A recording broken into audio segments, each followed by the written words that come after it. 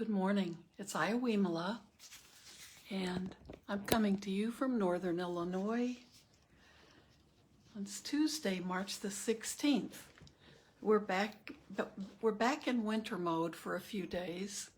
Lots of sleet and hail, but I know other parts of the country are having a lot of the return of winter for at least a few days anyway as well. So we just take it as it is.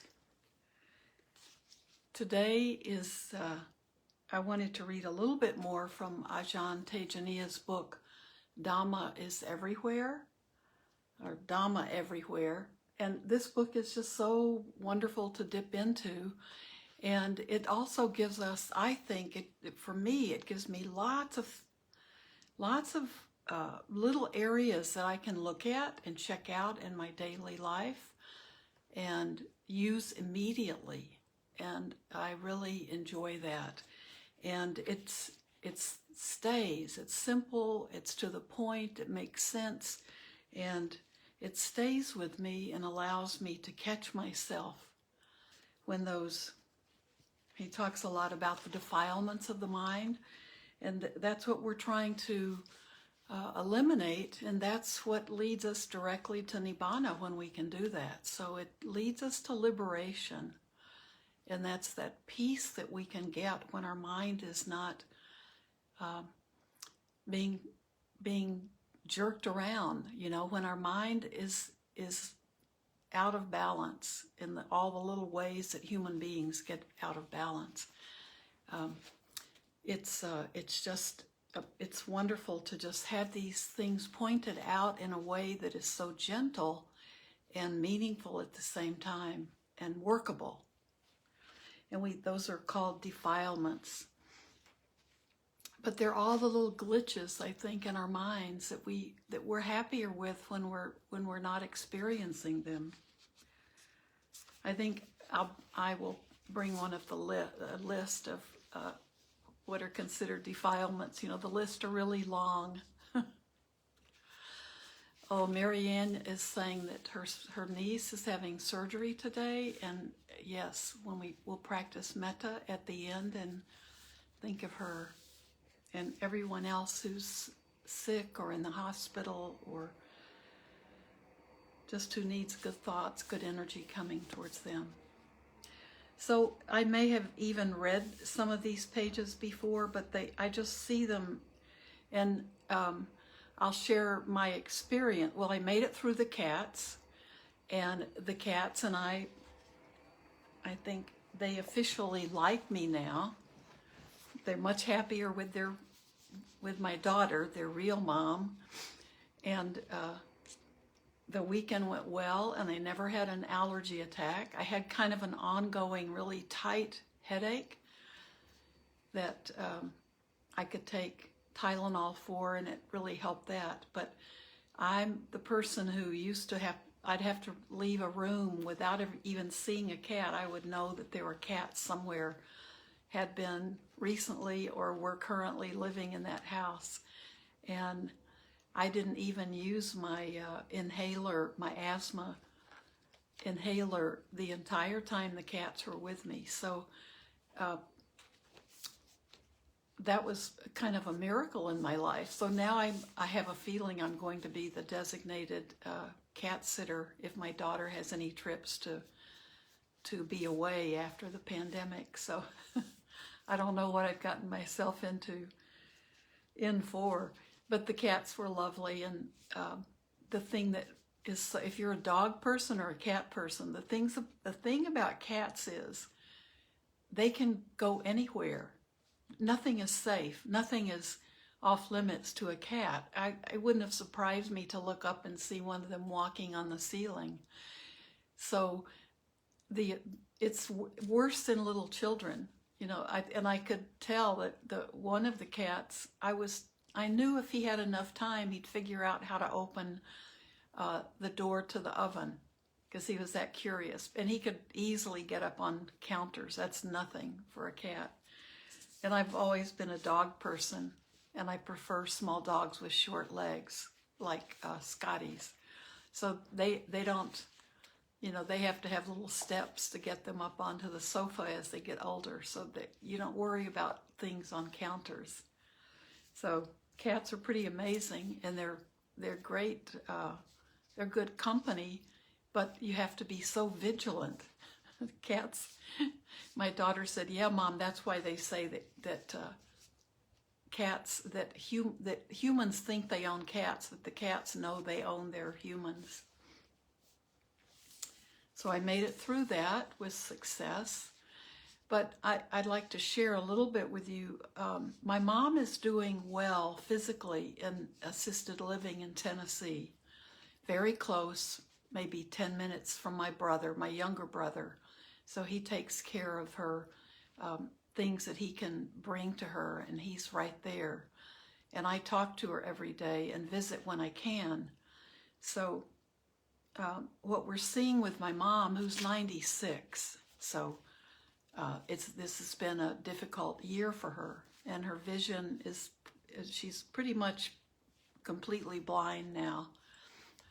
But what I'm seeing, she's become very negative because things have changed, and it's not the sort of situation it was when she moved there about it'll be 3 years now.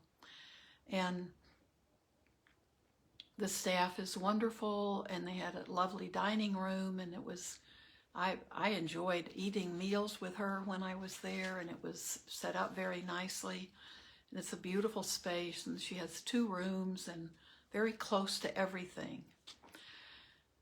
And now, because of the pandemic, they've had to stay in their rooms for a year and have food brought to their rooms, and the quality of the food seems to have gone downhill.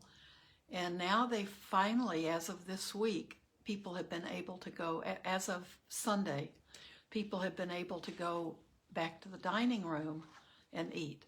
But they had to make a lot of changes. So only 2 people instead of 4 to a table. So she's not sitting with the people that she was used to sitting with.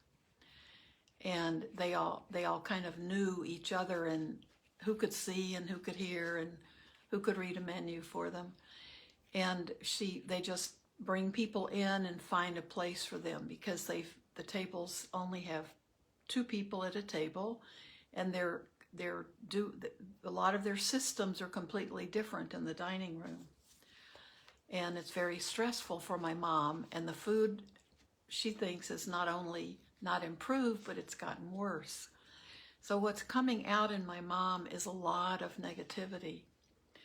And so the passage I chose from the book today, to me, it speaks to that situation. So my mom is used to being really negative, and she really was great for most of the pandemic, really working on trying to be less negative, and we could laugh about the food, or my brother would always make sure she had plenty of snacks and things in her room that they couldn't even make homemade things for anyone. It had to be from a store and packaged correctly.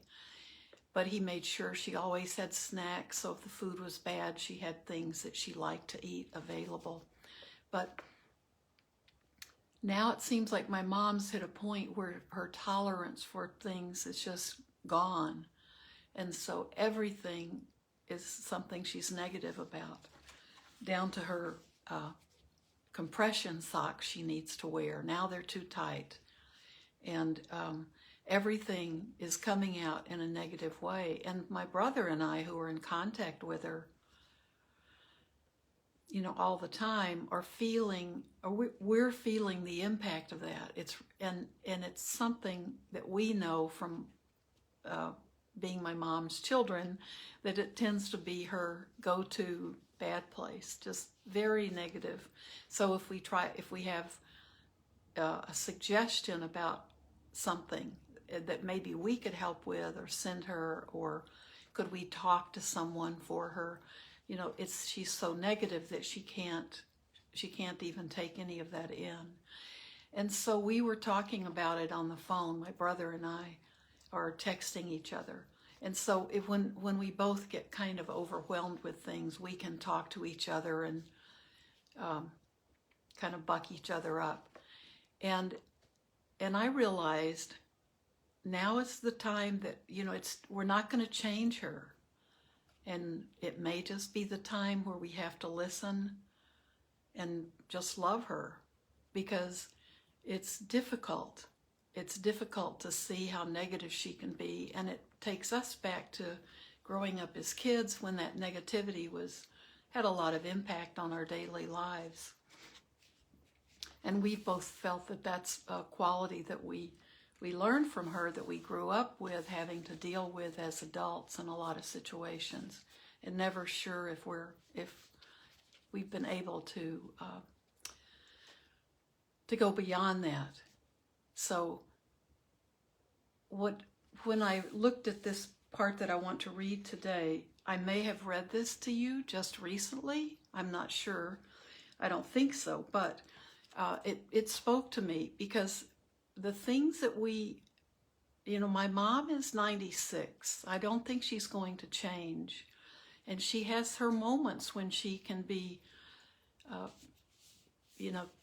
making a joke about something that we know is probably irritating her, and she can rise out of it for a little bit, but when it's piling up on her, that's where she goes. So those are those defilements in the mind. And if we don't learn to deal with them when we're younger, when we have, that's why I love to see kids in Buddha kids classes at the temple, and I love to see parents whose kids are interested, and teenagers and young people who are just interested in some of the teachings. There's no need for anybody to say, I am a Buddhist, or convert to Buddhism. But if they start being interested in some of the teachings of the Buddha, the teachings are so helpful as a way to live a life in community with other people, not necessarily, there are monastic communities, that's one kind, but even being able to live in the world and be able to be happy because of an understanding of the way the mind works, and an understanding of how important it is to work with these things that we call defilements, which are just those mental things that we allow to be in our mind and we build up. And what the Buddha was teaching people was how to recognize those and how to clear them out of our minds for good and root them out. And then right effort is how we keep the good, how we keep encouraging the good and the wholesome, and how we are able to guard against letting the unwholesome come back in. And so I can see my mom's defilements of that negative attitude, and so it becomes very pessimistic, but often delusional. Like it's in her mind now, the lights have been changed, or the lights are different, or they aren't turning on lights places, because it's hard for her to accept the fact that her vision over the last year has left her with less and less vision. And we knew that would happen. She's had some vision, but this last year has pretty much wiped it out. So when she's in her little, her 2 rooms, she can have lamps and things really close to what she's doing, so she could see just a little bit of the food that they were giving her. So now is not the time to try to change Mom. I don't call her Mom, I call her Mama. Now is not the time to change her. This is the time for my brother and myself to be able to let go of trying to get her to be clear and to be positive and to stay upbeat. It's time for us to do those things, but it's time for us to just really work with our own loving kindness towards her, and be able to listen to her and be able to be patient. And so I think some of what I was reading this morning in this section just made me really made me think about that, our part, because we are not going to change her, and the way she was raised and the kind of teachings and the religion that she was deeply involved with tended to be pessimistic and negative and critical. And so that's where we go. We go to that default setting, right? So the younger we are, when we can start catching things and understanding the way our mind works and what we can do with it, the better. So this is again from Dhamma in the Mornings. This is part 2. Mindfulness meditation is a learning process. Meditation is about cultivating the good qualities of mind. We are just trying to cultivate moment to moment, very simple. Don't forget what is happening in you. If awareness is present, wisdom is also present, and the mind is free, liberated. It is free from the wrong view and free from suffering. Mindfulness meditation is a learning process, not a creative process. So we are not trying to do anything. We just wait and watch what is happening as it is.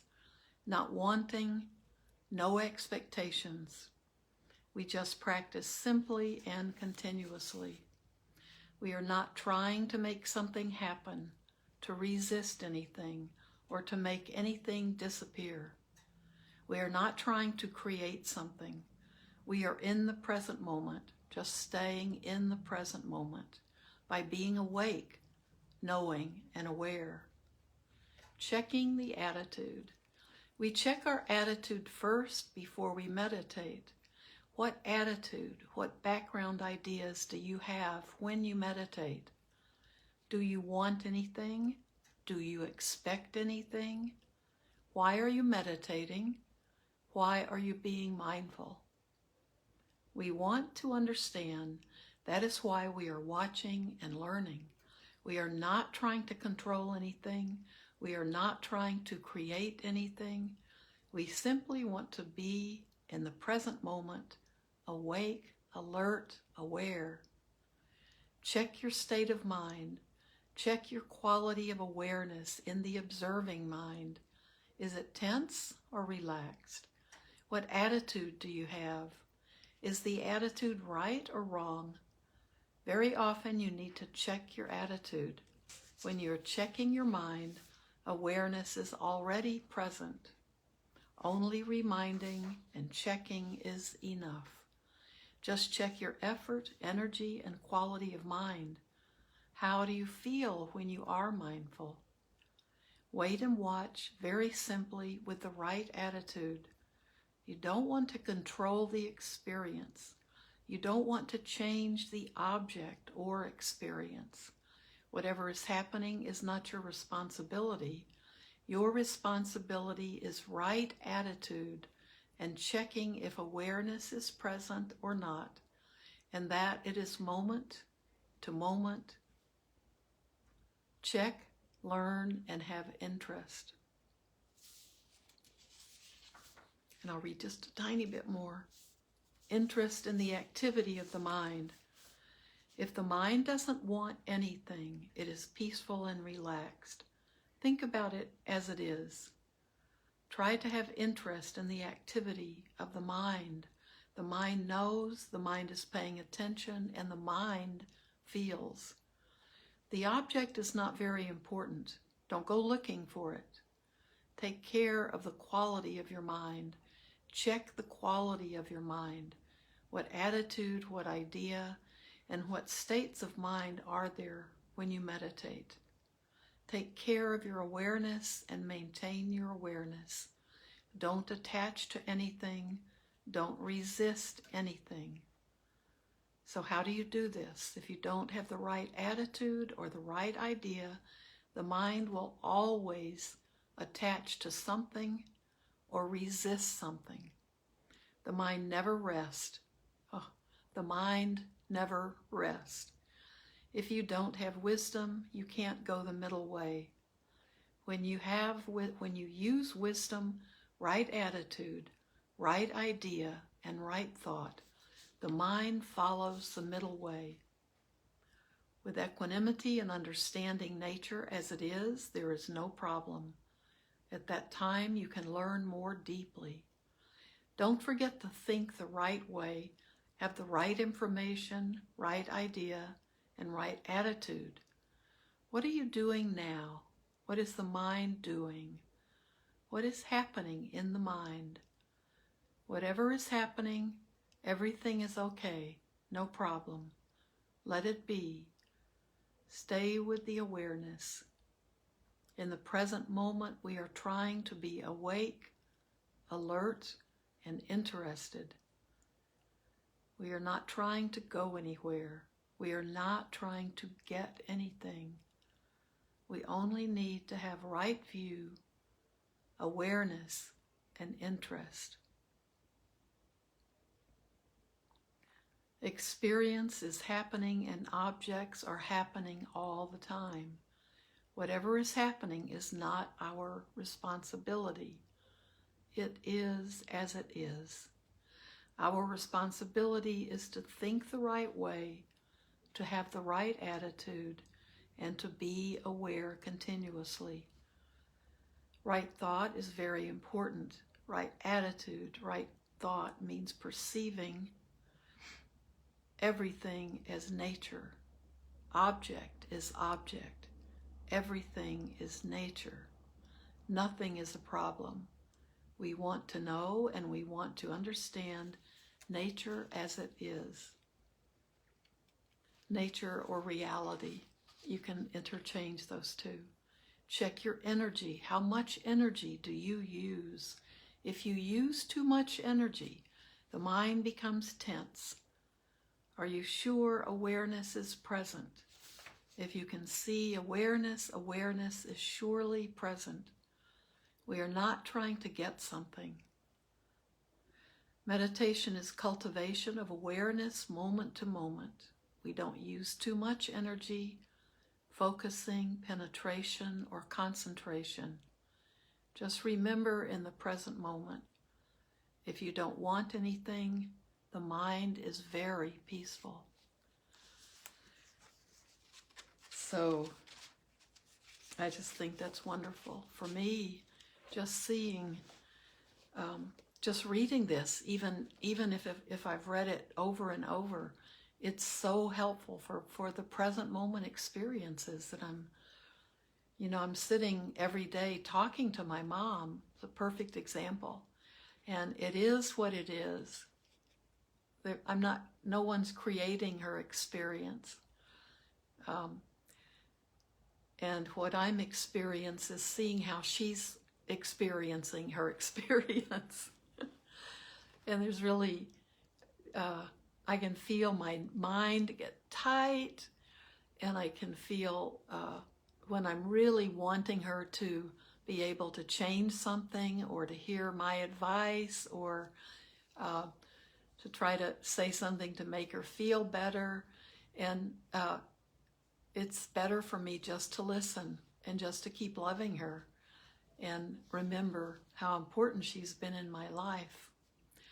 So I know so many of us are going through the same thing, or variations on a theme. So I can't say enough about his Ashin Tejaniya or U Tejaniya's teachings. So I think our time is probably about up, but I did want to practice a little metta with you this morning. And remember everything that Ajahn Tejaniya is saying. This is what we can practice in our meditation, but then we continue that exact same practice in our daily, everything we do during our day. And it'll feed over into night too. So it's all so practical.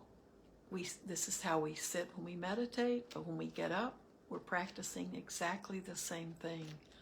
And it just becomes continuity of the same thing. So the meditation part becomes the easy part, and the day-to-day life becomes the challenge so meditation becomes our refuge.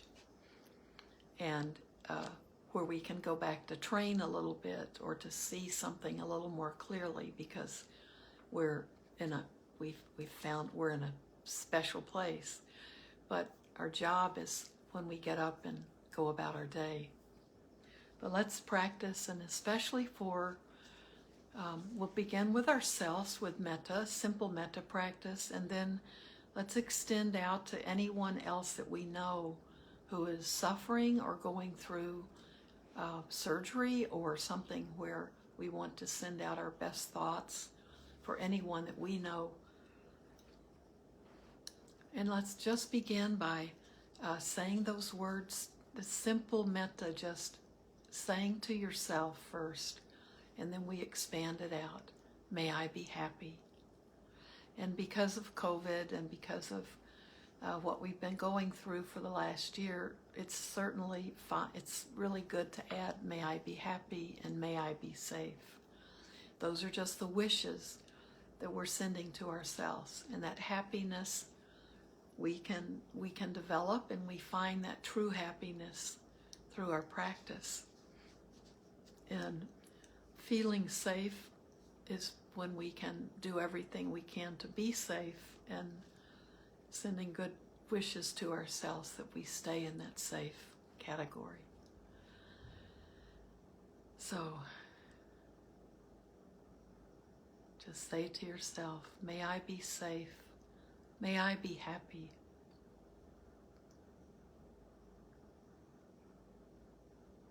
May I be happy.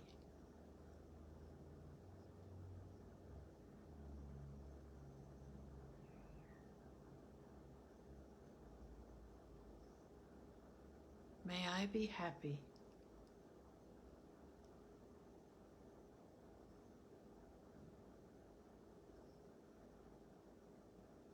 May I be happy.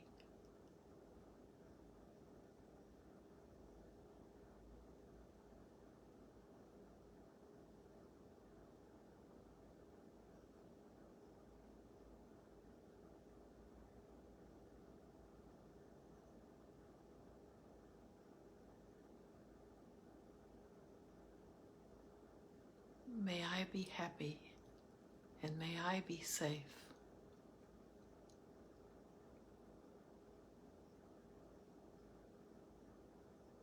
May my loved ones be happy.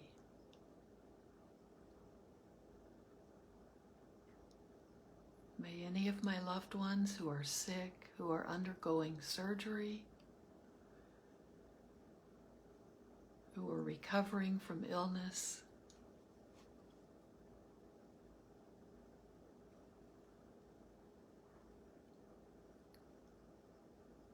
may they be well, and may they be happy.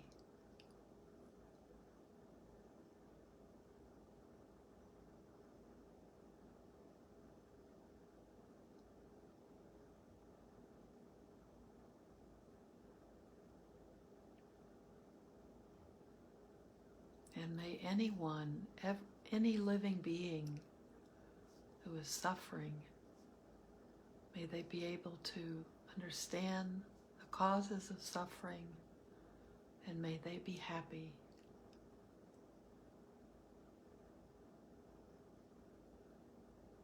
May they be safe.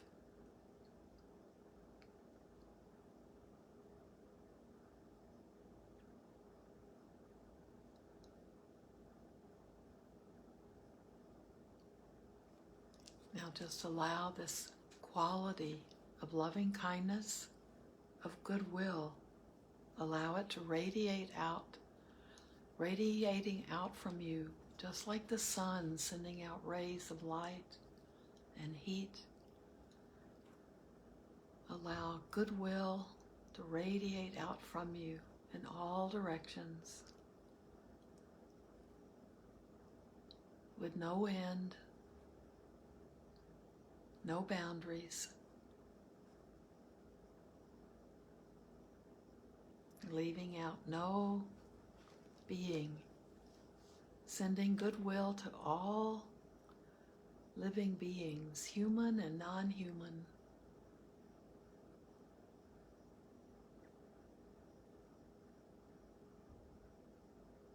May all beings be happy.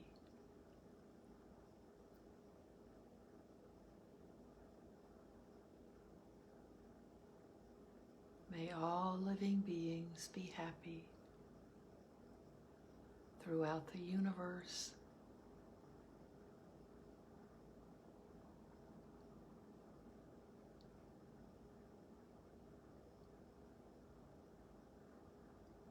May we all be happy. May we all be safe. May we all be at peace.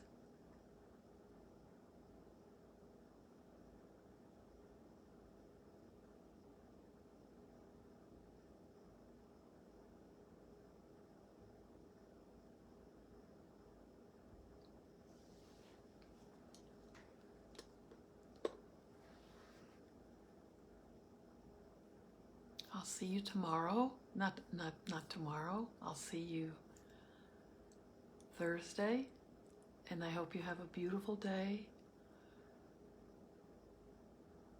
And dedicate any merits from your own actions, from your own good thinking, from your own practice. Dedicate any merits from those actions to all other living beings.